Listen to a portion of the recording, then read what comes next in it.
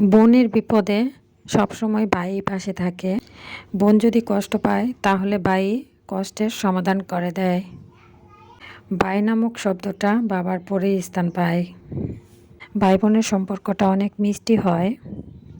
ভাই বোনের ভালোবাসা হচ্ছে এই পৃথিবীতে সবথেকে মিষ্টি ভালোবাসা, যে ভালোবাসার কোনোদিনই বিচ্ছেদ হয় না। বোনের জন্য ভাই কোনোদিনই ভালোবাসার কমতি হয় না। দেখেন বোনের হলুদে বোনের সাথে পড়ছে, বোনের দিকে তাকাইছে, এমনি কান্না চলে আসছে। ভাইয়ের ভালোবাসা এরকমই হয়। আর এখানে হচ্ছে দেখেন সবাই সাজুগুজু করতেছে।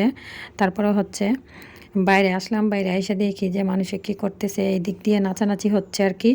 তো তারপরে হচ্ছে ওইদিকে মানুষে ছবি তুলতেছে, ভিডিও করতেছে। আর এদিক দিয়ে আমি একটু নাচটা দেখলাম আর কি। ভাই বোনের সম্পর্ক হলো এমন একটা মিষ্টি সম্পর্ক, যা কিনা শত ঝগড়ার পরেও ভাই বোনের ভালোবাসার কমতি হয় না।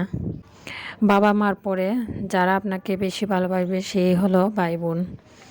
ভাই বোনের ভালোবাসা কোনো দিনই কমে না।